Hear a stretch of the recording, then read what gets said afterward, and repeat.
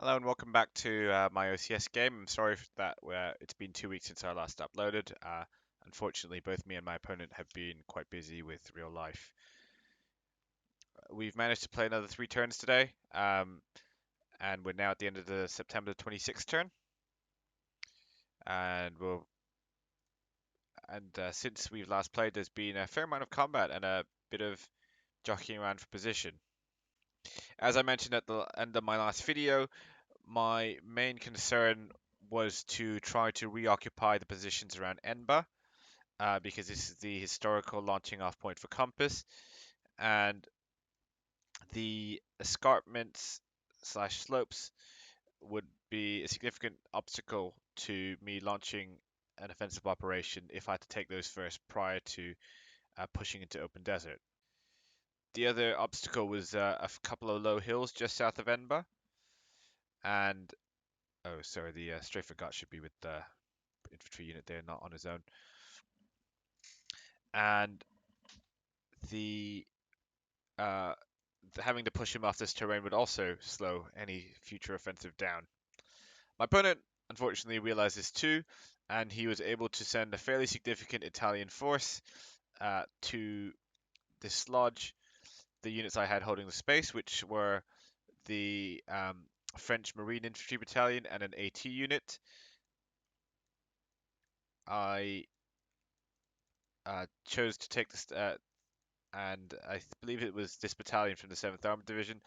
I chose to take my option as a retreat because I didn't want to lose my non-rebuildable AR4 unit, but subsequently brought the rest of 7th Armored Brigade down from the coastal road and kicked them out. The 11th Hussars in particular have been extremely useful with their AR5 rating, which basically means that I pretty much win all surprise rolls and are an extra +2/+3 dice modifier in my favor during any sort of combat. However, because of this, you can see that the my position on the coastal road has deteriorated significantly. So because I had to pull all my good 7th Armored Division units down south, the coastal road's now being manned by a few independent corps level units. So that's the 3rd Battalion of the, I believe it's the Scots Guards, with some AT units left holding the road itself, and brigade of the 16th Infantry Brigade that I brought up from reserve, holding one of the inland roads.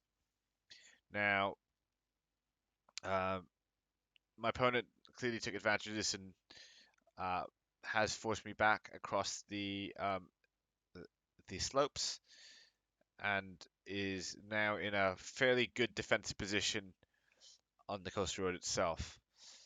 I feel that while that's unfortunate, the more important part was for me to hold on to the Enba area, as any sort of obstacle to Compass's early stages can quickly derail my operation and allow my opponent to withdraw and save as much of his army as possible. The other unfortunate side effect of all this combat is my supply situation has basically been static slash has worsened slightly. I don't have a significant amount of supply infrastructure at the start of the game. I only have the capability to rail in about a half a unit of supply and ship in another quarter, and I've got this lone truck that on average brings me an extra quarter slash half unit every turn or so. The combat in OCS is very, very expensive, so you have to pay 1T for every single unit that you've committed to the attack, plus you have to spend spend up to a unit for artillery bombardments, to refit your planes, to move your tanks around, and that all adds up very quickly. So I think I've burnt about 4, maybe even 5 units in the last turn or so, which has therefore resulted in my stocks at Mercer Matru dwindling quite significantly. As such, despite the fact that I've given my opponent a bloody nose in terms of casualties and body counts, I'm going to be unable to sustain any further offensive. The next few turns are going to likely be quiet, therefore.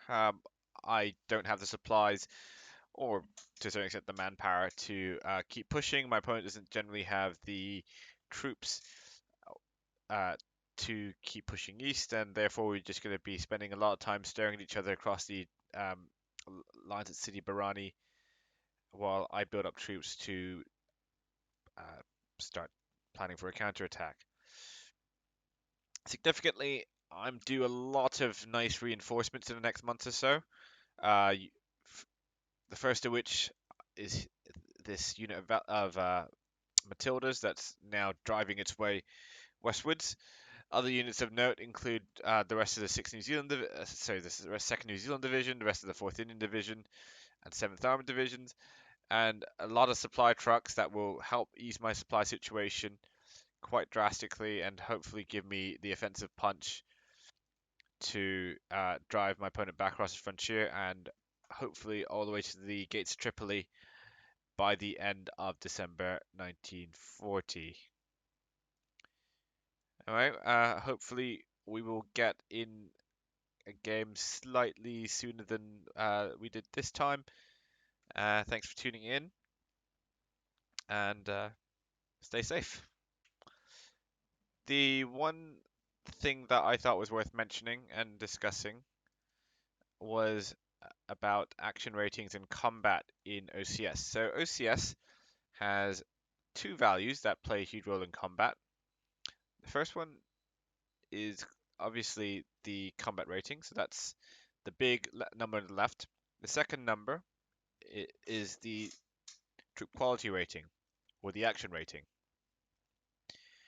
The big combat rating is just a function of how many troops are in the unit and how much and what sort of equipment the unit has, and is used to calculate odds ratios, like in other hex encounter games. Obviously, as in other hex encounter games, this raw value can be modified by things such as terrain, by things such as uh,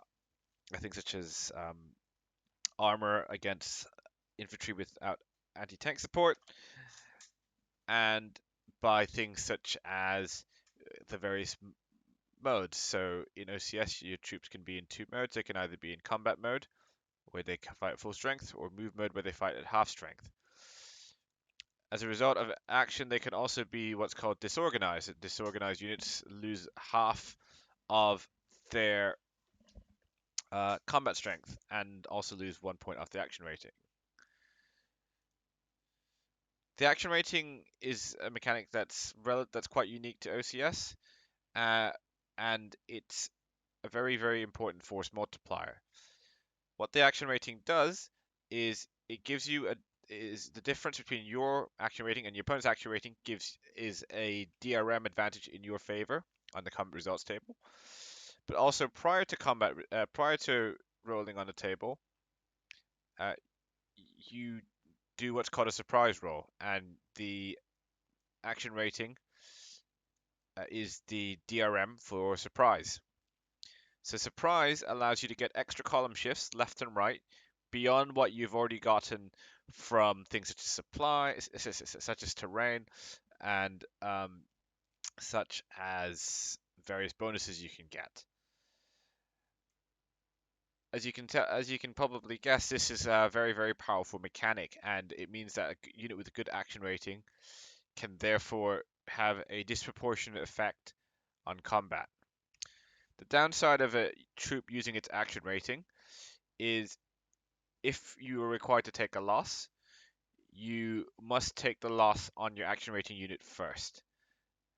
And in many cases, in OCS, losses are optional. So you can see that there's a lot of things with O1s attached to them. That means they're optional. So you can either take that loss as a step loss, the option as a step loss, where your unit just dies, or it loses a step if it's a multi-step unit, or you can take it as a retreat. But if you take it as a retreat, you have to stop moving. If you stop moving, if you're on the attack, while if you're on the defense, obviously you're losing the ground that you were trying to hold on to. So OCS becomes a lot about the trade-off between your units and particularly keeping your good units alive, and how important it is to keep and hold terrain. In this game, I've tried to favor keeping my units alive as much as possible because the uh, one, I don't get any actual replacements until the middle of next year, and two, half these units have this yellow circle around the troop quality rating, which means they're not rebuildable, and therefore when they die, they're gone forever. So that's OCS Combat uh, determination in a nutshell. The other important consideration in OCS Combat is supply. Every step you send into combat requires a quarter of a point of supply. And as you can tell, this becomes very expensive very quickly. So this stack of 3 dudes would cost me 3/4 of a supply point to attack with.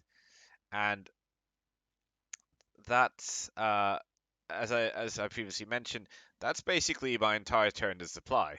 So it's a game where you are very, very unlikely to be able to sustain offensive tempo for very long, and places a huge premium on trying to maneuver to cut your opponent off rather than bloody frontal assaults, which are expensive in both manpower and in supplies. If you enjoyed the video, I'd appreciate if you leave a comment.